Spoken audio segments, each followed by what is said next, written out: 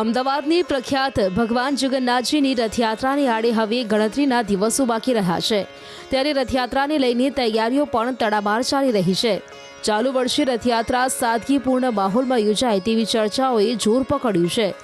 અમદાવાદમાં થયેલ plane crash દુર્ઘટના મામલે રથયાત્રા સાદાઈથી યોજાય તેવી અટકળો શરૂ થઈ છે, ત્યારે ચાલુ વર્ષે યોજાનારી 148મી રથયાત્રા પરંપરાગત રીતે જ યોજાશે। સરકાર કે મંદિર તરફથી કોઈ ફેરફાર નહીં કરવામાં આવે તેવી વાત મહંત દિલીપદાસજીએ જણાવી હતી। જેવી રીતે કે ભગવાન જગન્નાથજીની આ આગામી રથયાત્રાના પૂર્વે બહુ એક મોટી દુર્ઘટના બની છે, આપ સૌ જાણો છો।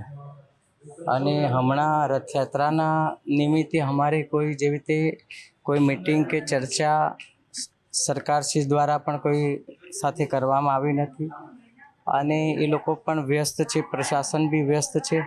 એટલે જ્યારે પણ રથયાત્રામાં ના સંદર્ભમાં જ્યારે પણ કંઈ વાત થશે ત્યારે અમે આપ સૌને જણાવીશું, અને એ રીતનું પછી જે નિર્ણય લેવામાં આવશે એ રીતેની રથયાત્રા આપણે આ વર્ષની ભગવાનની કરવામાં આવશે। મંદિરની તો જે પરંપરા પ્રમાણેની જે આપણી અમારી જે ઠાકોરજીની જે વ્યવસ્થા છે બધી આ છે મંદિર દ્વારા તો એની જે વ્યવસ્થા છે એ વ્યવસ્થા મંદિર કરી રહી છે, પણ નિર્ણય જે છે એ જ્યારે પણ આવશે તો આપણે જણાવવામાં આવશે।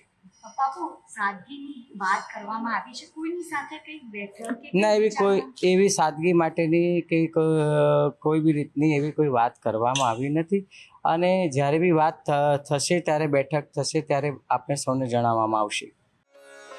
અમદાવાદની પ્રખ્યાત ભગવાન જગન્નાથજીની રથયાત્રાની આડે હવે ગણતરીના દિવસો બાકી રહ્યા છે, ત્યારે રથયાત્રાને લઈને તૈયારીઓ પણ તડામાર ચાલી રહી છે। ચાલુ વર્ષે રથયાત્રા સાદગીપૂર્ણ માહોલમાં યોજાય તેવી ચર્ચાઓએ જોર પકડ્યું છે। અમદાવાદમાં થયેલ પ્લેન ક્રેશ દુર્ઘટના મામલે રથયાત્રા સાદાઈથી યોજાય તેવી અટકળો શરૂ થઈ છે, ત્યારે ચાલુ વર્ષે યોજાનારી 148મી રથયાત્રા પરંપરાગત રીતે જ યોજાશે। સરકાર કે મંદિર તરફથી કોઈ ફેરફાર નહીં કરવામાં આવે તેવી વાત મહંત દિલીપદાસજીએ જણાવી હતી। જેવી રીતે કે ભગવાન જગન્નાથજીની આ આગામી રથયાત્રાના પૂર્વે બહુ એક મોટી દુર્ઘટના બની છે, આપ સૌ જાણો છો। અને હમણાં રથયાત્રાના નિમિત્તે અમારે કોઈ જેવી રીતે કોઈ મીટિંગ કે ચર્ચા સરકારશ્રી દ્વારા પણ કોઈ સાથે કરવામાં આવી નથી, અને એ લોકો પણ વ્યસ્ત છે, પ્રશાસન બી વ્યસ્ત છે।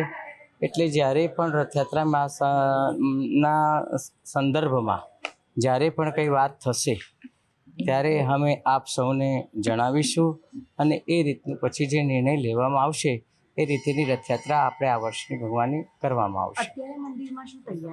મંદિરની તો જે પરંપરા પ્રમાણેની જે આપણી અમારી જે ઠાકોરજીની જે વ્યવસ્થા છે બધી આ છે મંદિર દ્વારા તો એની જે વ્યવસ્થા છે એ વ્યવસ્થા મંદિર કરી રહી છે, પણ નિર્ણય જે છે એ જ્યારે પણ આવશે તો આપણે જણાવવામાં આવશે। ના, એવી સાદગી માટેની કે કોઈ બી રીતની એવી કોઈ વાત કરવામાં આવી નથી, અને જ્યારે બી વાત થશે ત્યારે બેઠક થશે ત્યારે આપણે સૌને જણાવવામાં આવશે।